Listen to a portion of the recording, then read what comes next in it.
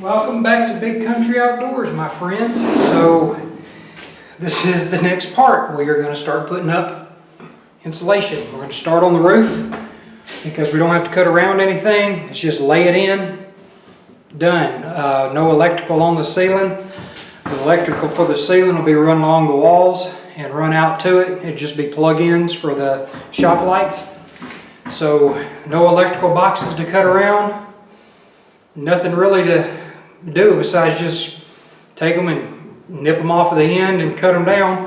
I took a measurement of 7'7". That's good. That should give me a pretty good fit up there. I may go a little bit wider so that they got a little bit of a squish to them, because I'm going to use 1x4s to strip in between where the butt joints are. So when they butt together, you'll have a 1x4 holding it up to the ceiling. I'm not going to screw them up through the roof because I don't want no holes. So what my plan is there is I'm going to use L brackets, just some little metal L brackets. And this is a square tube that runs along the whole top up here.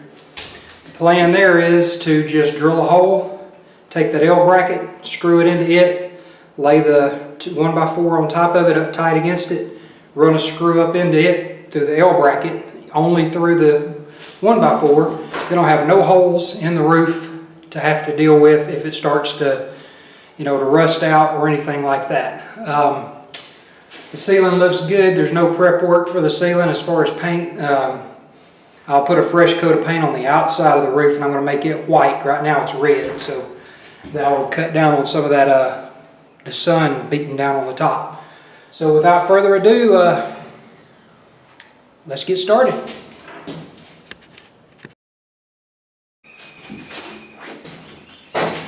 Well, we got the last piece of insulation up on the roof, if you can see. So the roof is fully insulated.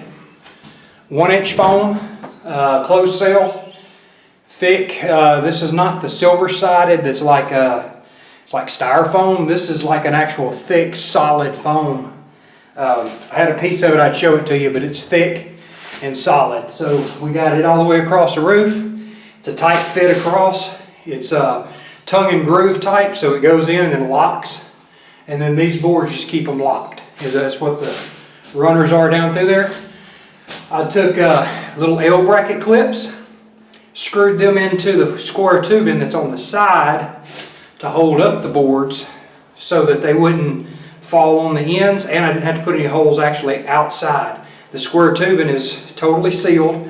Matter of fact, whenever I drilled into this thing, air blew out of both of them. They were full of air from temperature changes and whatnot. So might have got some Chinese air in there, I don't know. But anyway, we got the, let's see if I can get you, it's kind of dark. There we go. So I had some air trapped in them tubes, so I know they was airtight. So they're not holes on either end or on the other side for any water to get into them. They're just screwed in with self-tapping screws. I took a drill bit and started my hole, because I think that's like quarter wall tubing. So I drilled through them and then took the self-tappers and run them in the rest of the way, and then run screws up into the bottom of the board. So the roof is held up. Now what I'm also thinking about the roof is, since I didn't want to put any holes in the roof, this is going to help me for hanging lights and for putting any kind of covering on the roof that I might want to do. I was thinking about maybe some that clear tin, or even that white colored tin that's plastic.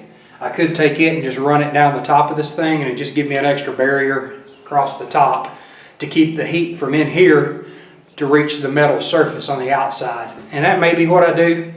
Haven't really decided yet, so that's all up in the air. Just having it insulated is going to help a lot. The next step after this is going to be to start running my 2x4s down the walls. I'm going to run them horizontally instead of vertically. That way it'll save on wood, it'll save on weight, and it'll give me places to tie into, and 3 places anywhere on the wall I want to tie into. So I'm going to put a run all the way along the ceiling, around the outside. I'm going to put a run in the middle, all the way around, and then one on the floor all the way around. So it's going to take 5 2x4s lengthways to reach your 40 foot. It's gonna take 3 on the back, 3 on the front. So that's only 36 boards.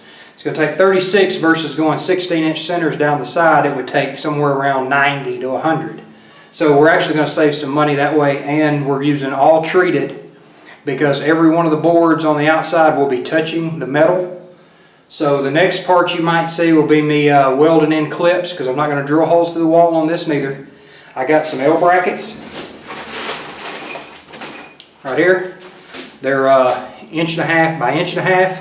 I'm going to take it, I'm going to weld these on the wall like so, and I'm going to set the board on it and run a screw up into it all the way down the walls. That way this is welded across the bottom, and then I'll have another one in the, like if I'm going to put 3 of these, 1, 2, 3 down the board, and then I'm going to put 1, 2 across the top. So it'll be 5 of these clips per board. That'll keep them from twisting off the wall. So they'll be pinched together, screwed in together, and it'll be in between. So that's the plan there. Little update on the little titanium welder. I welded in all the windows. I've done the overhangs for the door and the 2 windows. I've done quite a lot of welding. I also welded up the I-beam underneath the front with stick, and working pretty good on 220. But I'll give you a little more, because by the time I get done with this project, I'll have put it through pretty good paces and I'll know what I'm looking at there. But so far, that little titanium from Harbor Freight, liking it. So stay tuned, and we will be adding to as we go. I'll show you what we got going on. So a little update on insulation. We're getting it cut out and put around the boxes. All right, in here, I've only got the top ones in, but in here, got the top and bottoms pretty much everywhere they go, and I've got 2 sheets of blandex up. So this is going to go in the insulation series, because the insulation is pretty much, done. Just got to cut around the window, cut around the electrical box, and this side's totally done. And then I just got to cut around this window and then put in the bottom pieces, which they're just cut them and stick them in. There ain't nothing to cut around. So the insulation will be done. And I'm thinking today, the plan is start putting up blandex, actually wall coverings. Once that's up, then the next series after that will probably be actually building shelves and stuff like that. So I'm going to try to get the wall coverings up today. These are all going to be a pain to cut around the boxes because they overlap. You're not going to be able to see them. Same thing down here. I've got so many outlets that I've got to cut around. I've got an idea. I'm just going to explain it to you because I might not film it. I do have a friend coming over. I'm going to be the first help I got besides for hanging the door. So I'm going to have him come over and help me hang the blandex because they're pretty, they're kind of hard to handle by yourself because they're long and cumbersome. Plus getting them stuck up against the wall and trying to cut out the boxes is going to be you're going to need help for that, or at least I'm going to need help for that. But he's going to help me do that. I don't think he likes to be on camera, so we probably won't record any of it. So that was just an update. So we're going to get to work. I may try to turn on a time lapse if I can talk him into being on camera. If I can't, it'll just be me coming back and showing you what we finished. All right, guys, thanks for watching so far. Well, as I thought, he didn't want to be on camera. So what did we get done? We got all of the blandex up in the main part of the shop. We got all the boxes cut around. I just test fitting my the covers before I paint it. I'm gonna have to paint everything. I put the slick side in of this blandex, but this stuff will still chip after time. So I'm gonna put a fresh coat of paint on it just to get it all painted up. So we're insulated on the roof, we're insulated behind the walls, everything's insulated. We have blandex on everything. So this room is complete as far as blandex goes. So we're ready to roll there. The only thing that's left to blandex is this room, which we still have to put our insulation in on each side of the window, and down low around the outsides, which is no big deal. But we've got to do that and blandex that, and then put some wall covering, blandex wall covering, to separate the two rooms. I'm also going to put a barn door, a rolling barn door here that'll go across. That will be for, so that I don't have a door opening left or right with this door opening right here beside me. But that's what we have. It has come along nicely. Still, today's Saturday, so a week and 2 days, and you're probably not going to get another video out of me for 2 weeks while I go back to work.